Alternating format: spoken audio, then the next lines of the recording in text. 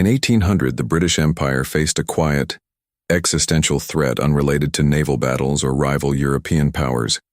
It was a severe currency crisis triggered by a structural trade imbalance. Over the 18th and early 19th centuries, vast quantities of silver flowed steadily out of British and European markets, moving directly into the vaults of the Qing dynasty in China. The British public had developed an insatiable, culturally ingrained demand for Chinese tea, silk, and porcelain. However, the Chinese Empire was a largely self-sufficient system. They had little interest in British manufactured goods and demanded payment in only one universally accepted medium, which was pure silver bullion. This dynamic created a wealth transfer that threatened the financial stability of the most powerful economic engine on Earth. London needed a solution to stop the fiscal bleeding, and they found it in the deliberate cultivation and export of a controversial agricultural commodity, fundamentally altering global trade. Understanding the hidden machinery behind such wealth transfers is the core of Financial Origins, where we examine the evolution of monetary systems and the underlying economic incentives that shape our modern world. To grasp the gravity of the situation, it is essential to look at the macroeconomic reality of the era. Silver was the lifeblood of global commerce. It backed national currencies, funded armies, and facilitated international trade. Draining British reserves to buy tea was not merely a matter of consumer preference, it was a matter of imperial stability. A nation that loses its metallic reserves faces deflation and risks economic decline. The East India Company held the royal monopoly on British trade with Asia, but upon reaching China, they entered a rigid framework known as the Canton System. Established in 1757, this system restricted all foreign maritime trade to a single southern port. It forced foreign merchants to deal exclusively with a regulated guild of Chinese merchants known as the Kohong. The Kohong acted as brokers and tax collectors for the emperor. Foreigners were forbidden from entering the interior or negotiating directly with local producers.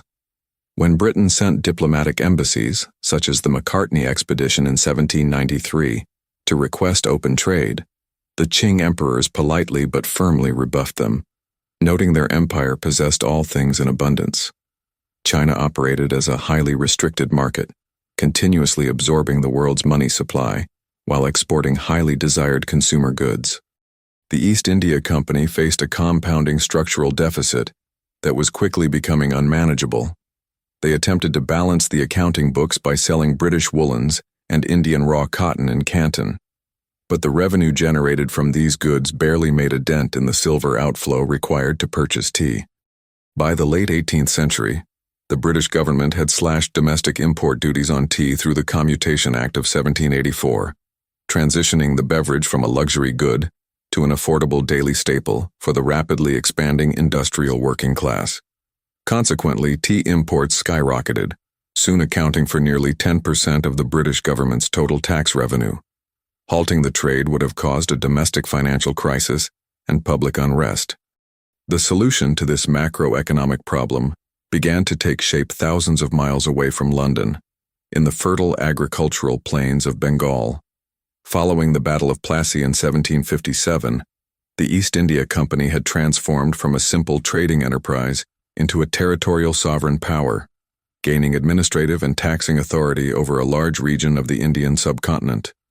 In doing so, they inherited a localized, traditional agricultural system that produced poppy plants.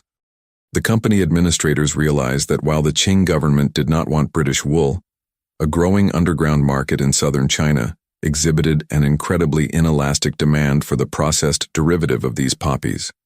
The profound challenge was that the Qing Empire had banned its importation and consumption since 1729, recognizing its negative social and economic effects on the population. To supply this lucrative demand without triggering a direct diplomatic rupture or risking the cancellation of their legal tea trade in Canton, the East India Company engineered a sophisticated financial and logistical network. The first phase of this system involved establishing a strict monopoly on production. The company assumed centralized control over the cultivation of poppies throughout Bengal and Bihar. They utilized a system of cash advances, compelling local Indian farmers to sign exclusive contracts. These contracts dictated what crops they grew and forced them to sell the harvest exclusively back to the company at fixed prices. The raw agricultural material was then transported to company-owned factories in cities like Patna. Here, workers processed the substance, standardizing it into uniform cakes, and packing it into customized wooden chests, bearing the company's official seal to guarantee purity for the market. The second phase of the operation was designed specifically to establish plausible deniability. The East India Company directors in London and Calcutta knew that directly smuggling an illegal good into China would violate their royal charter and provoke the Qing authorities. Therefore, company ships never carried the illicit product to China themselves. Instead, they organized regulated public auctions in Calcutta. Private independent merchants from Britain, America, and other nations would bid on the chests. Once the auction concluded, the East India Company legally washed its hands of the physical commodity, transferring the physical risk to the private sector while securing the financial windfall up front. The third phase relied on specialized private logistics. The independent merchants who purchased the chests loaded the cargo onto fast maritime vessels called clippers. These ships prioritized speed over cargo capacity, featuring sleek hulls and large sail areas. This advanced naval engineering made them capable of outrunning Chinese coastal patrol boats and navigating against the difficult monsoon winds of the South China Sea, ensuring a constant supply line. The fourth phase required a decentralized offshore distribution network to bypass the Cohong monopoly. The clippers did not sail into the official regulated port of Canton. Instead, they dropped anchor at Linton Island, a rugged outpost situated in the Pearl River estuary, just outside the immediate jurisdictional reach of Chinese maritime customs officials. Here the cargo was transferred to heavily armed floating warehouses known as receiving ships, which remained securely anchored year-round as offshore commercial hubs. The final phase was the precise mechanism of wealth extraction and currency conversion, which completed the macroeconomic cycle. Chinese smugglers, operating fast rowboats, would approach the receiving ships. The Chinese buyers were required to pay strictly up front, exclusively in pure silver bullion. The independent traders then took this newly accumulated silver and sailed safely up the river to the East India Company's official factory in Canton. In exchange for depositing the physical silver into the company's secure vaults, the merchants were issued bills of exchange. These were guaranteed paper certificates, early forms of international financial instruments that could be redeemed for cash or gold back in London or Calcutta.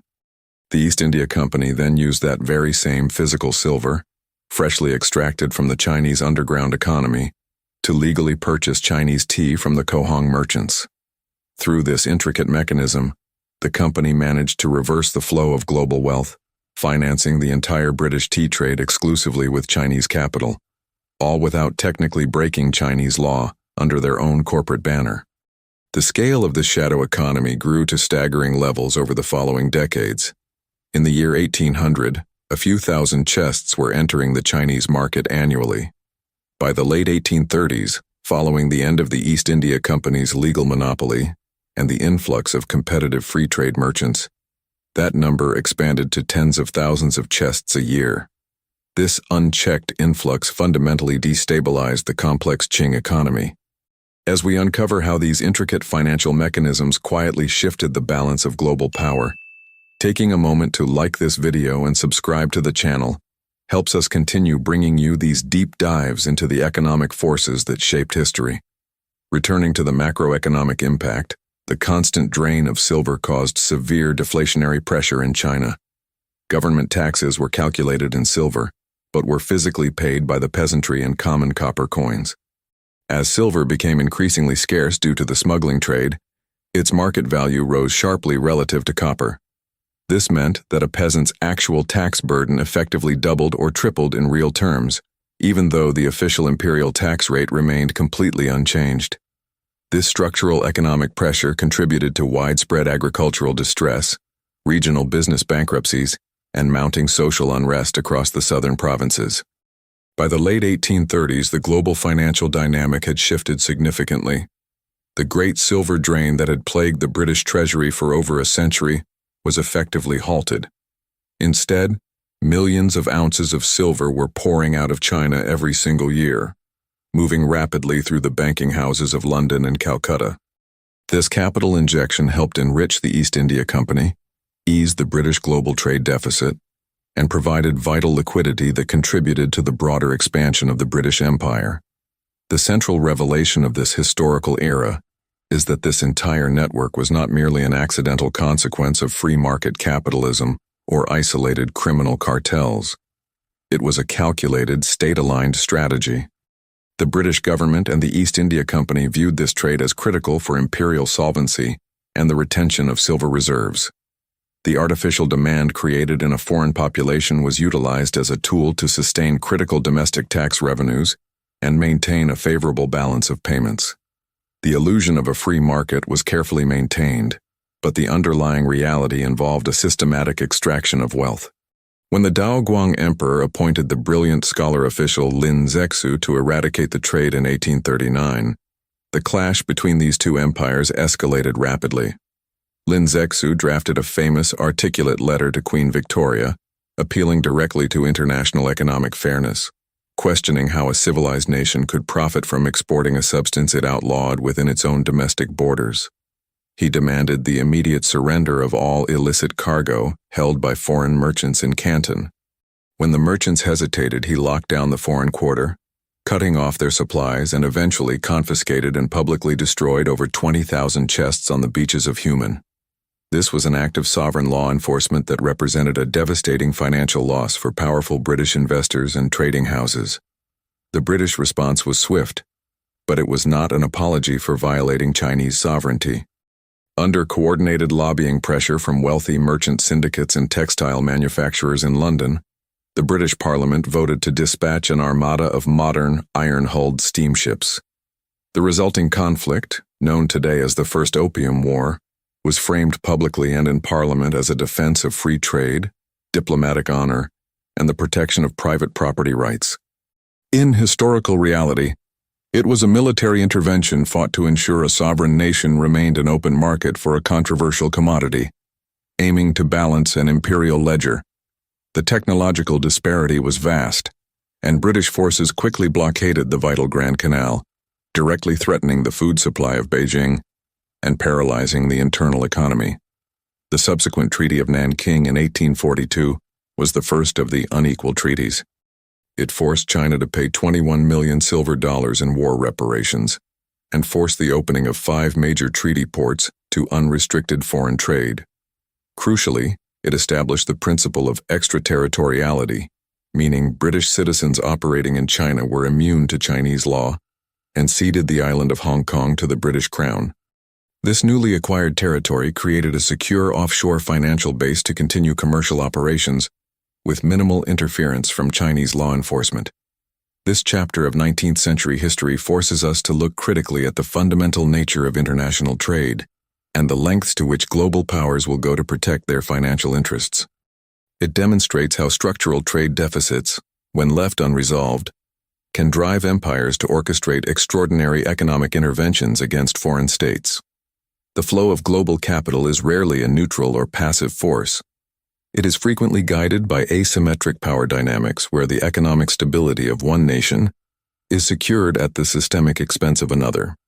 The complex financial engine built between the agricultural fields of Bengal, the auction houses of Calcutta, the floating warehouses of Linton Island, and the banking centers of London illustrates a pragmatic approach to capital imbalances. If natural demand for imported goods does not exist within a target market, sophisticated systems possess the capacity to engineer an entirely new demand to force that market open. The legacy of this trade imbalance and the subsequent military intervention reshaped the geopolitical and economic map of Asia. It triggered a century of internal instability and economic stagnation within the Qing Empire, while simultaneously laying the early structural groundwork for modern global finance and unequal trade relations. It stands today as a historical reminder that imperial influence is often exercised not just through military force, but through ledgers, currency strategies, and control over global commodities.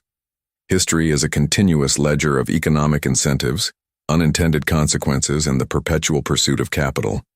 Understanding these past macroeconomic systems is essential for decoding the financial maneuvers and trade dynamics of our present era. Thank you for watching. Please take a moment to like this video. Leave your thoughts and questions in the comments below, and make sure to subscribe to the channel for more deep dives into the economic forces that built our modern world.